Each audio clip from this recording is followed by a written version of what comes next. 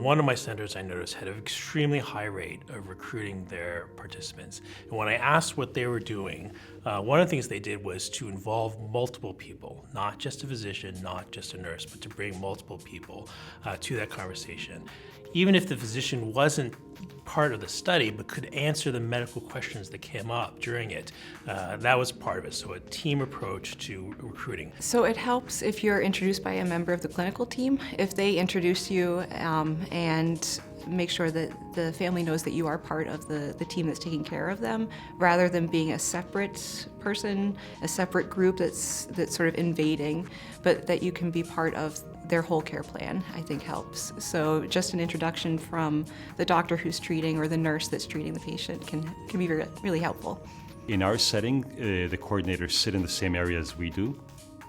We are 2-3 doors apart. Open door policy. We walk into each other's rooms and ask questions about what is happening with clinical studies. They come to us with questions. So it's really a very close relationship. The coordinators, and I actually hold the PIs accountable for this, have to be very clear about what the research is, what it involves, how it's going to work, and potentially what the benefits and the risk and benefits to anybody who participates in the study, but particularly the community that you're trying to work with. In general, our coordinators own many of the projects, although they cross-cover other studies. They own 1 or 2 projects where they are primarily responsible for this.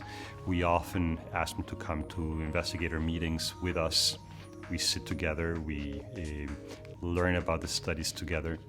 Within any group I've worked with, we've always tried to think about what the research adds to the patient's medical care as well, and that it's actually ought to be a benefit just to participate.